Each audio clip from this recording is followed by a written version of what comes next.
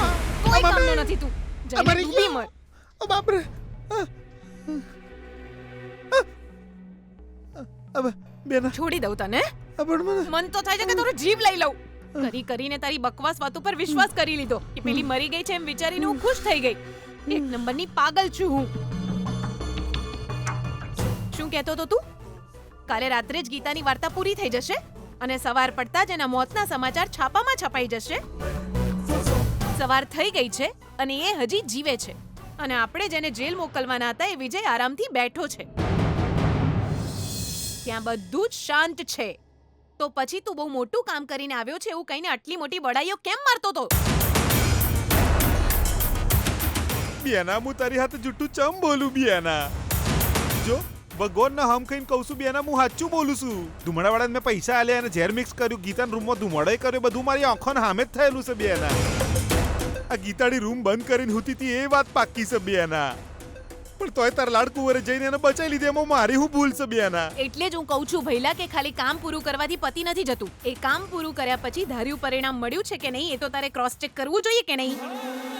મેં તને 1000 વાર પૂછ્યું હતું ને, પેલી મરી ગઈ ને અને તું હા હા કહેતો રહ્યો. હવે જો ફરીને આપણે ત્યાંના ત્યાં જ આવીને ઊભા રહી ગયા. ઉપરથી વિજય કહેતો હતો કે પેલા ધુમાડાવાળાની પૂછપરછ કરશે. હવે શું કરીશું? એમાં આપણે શું કરીએ બેના? દર વખતે આપણા રસ્તામાં તારો દીકરો જ મુશ્કેલીઓ ઊભી કરે છે. જ્યારે આપણે ગીતાડીને મારવાનો પ્લાન બનાવીએ છીએ ત્યારે એ નાઈન બચાવી લેશે. જો આમના આમે ગીતાડીને બચાવતો રહ્યો તો એક દાડો આપણે બેવે જેલ ભેગા થવું પડશે. ભઈલા જો મારું દિમાગ ખરાબ થઈ ગયું છે. ગીતાના લગ્ન મનમોહન સાથે થશે એવું વિચાર્યું હતું, પણ મનમોહનનો એક્સિડન્ટ થઈ ગયો. ફરીથી વિજય ગીતાના ઘરની પાડોશમાં સેટલ થઈ ગયો અને ગીતાને મારવાનો પ્લાન ફ્લોપ કરી દીધો. ખાલી હાર હાર હાર. આવું ચાલશે તો ભાનુમતીની ઇજ્જત શું રહેશે? મારું અસ્તિત્વ જ ખતમ થઈ જશે. બેના આપણો ટાઈમ જ હારો નહીં ચાલતો. હારો ટાઈમ તો ઓલી ગીતાડીને વિજયનો જ ચાલી રહ્યો છે. એટલે જ તો એ બંને વારે ઘડીએ જીતી જાય છે અને આપણે હારી જઈએ છીએ. જો ભઈલા, જે થયું છે એ ભૂલી જા. આગળ શું કરવાનું છે એના વિશે વિચાર. હવે આપણી પાસે ખાલી 9 જ દિવસ રહી ગયા છે. બેના પેલા તો કોક હારા મહારાજને ગોતીને આપણે એમને મારી કુંડળી બતાવી જોઈએ. મારો હારો ટાઈમ ચાણા આવશે એ જાણવું જરૂરી થઈ જશે. હવે મારો હારો ટાઈમ આવે ત્યારે પ્લાન કરીએ એટલે આપણને પાક્કી સક્સેસ મળે. ના ભઈલા, આજ પછી તારે કોઈ પ્લાન બનાવવાની જરૂર નથી. હવે જે કરવું હોય એ હું સમજી વિચારીને પ્લાન કરીશ. તું એકદમ શાંત બેસી રહેજે.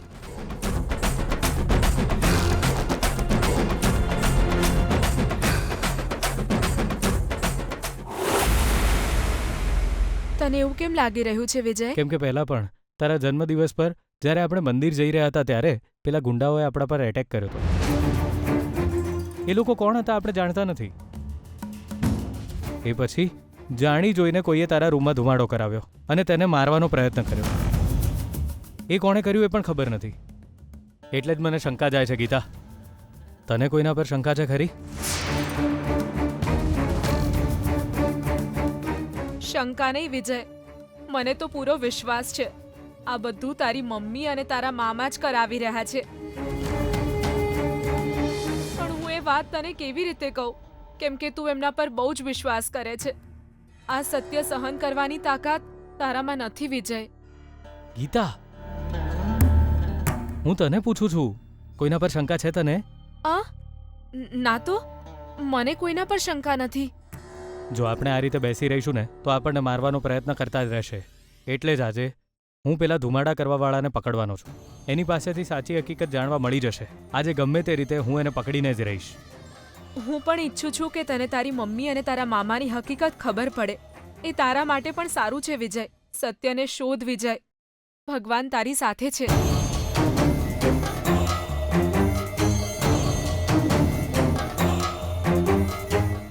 ગીતા,